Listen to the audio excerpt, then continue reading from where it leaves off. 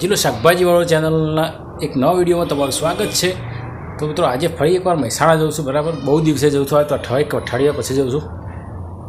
તો ત્યાં જઈને આપણે જોઈએ કે ડુંગળી બટાકાના ભાવમાં શું છે, કેવું છે। કંઈક 2 દિવસમાં વધારો જોવા મળે છે, તો કેટલો વધારો છે આપણે ત્યાં જઈને જોઈએ, બરાબર। તો વિડીયોને શરૂથી લઈને એન્ડ સુધી જોજો। તો મિત્રો ફાઇનલી હું મહેસાણા આવી ગયો છું, બરાબર।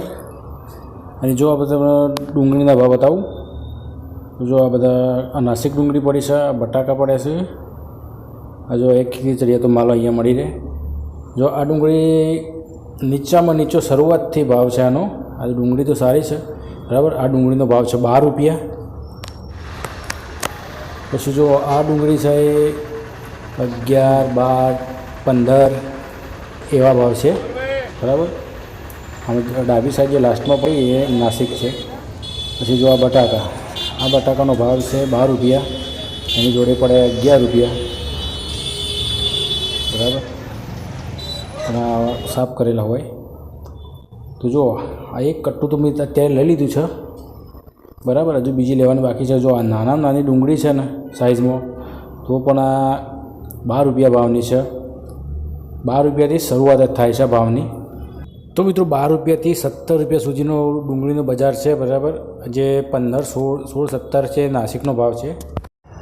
તો જો ફાઇનલી ઘેર આવીને, બરાબર, રિક્ષા અહીંયા મૂકી દીધી છે। જો ડુંગળી લીધી આપણે 12 રૂપિયાના ભાવ લીધી હતી। નીચામાં નીચો ભાવ 12 રૂપિયા હતો, પણ ડુંગળી સારી હતી એટલે મેં લીધી છે। અને ઊંચો ભાવ હતો 17 થી 18 રૂપિયા, બરાબર, નાસિક સુધીનો। અને બટાકા લીધા હતા મેં, બટાકા સારા છે, 12 રૂપિયાના ભાવના લીધા છે। બટાકાના ભાવમાં પણ 16 રૂપિયા સુધીનો માર્કેટ ભાવ છે, બરાબર। તો આજનો વિડીયો ગમે તો લાઈક કરી દેજો, ચેનલને સબસ્ક્રાઈબ જરૂર કરી દેજો। અત્યારે ડુંગળી અને બટાકાના બંનેના ભાવમાં અત્યારે સતત વધારો જોવા મળી રહ્યો છે। કારણ કે ડુંગળી જો એક અઠવાડિયા પહેલાં જોઈએ, હું એક અઠવાડિયા પહેલાં લેવા જોતો ડુંગળી બટાકા, બરાબર। બટાકા તો 10, 12, 14, કોલંબો 16 રૂપિયા, 17 રૂપિયા આસપાસ છે। એ તો થોડું બરાબર છે। અને પણ ડુંગળીની વાત કરીએ તો ડુંગળી જે 400, 450, 500, 600નું કટ્ટું હતું, બરાબર, એ અત્યારે 14 રૂપિયા, 13 રૂપિયા, 12 થી 12 રૂપિયાથી શરૂઆત જ થઈ છે। આજે મેં જોયું તો 12 રૂપિયાથી નાની જે ડુંગળી હું લાવ્યો છું, બહુ નાની ના કહેવાય, આટલી મીડિયમ સાઇઝ છે।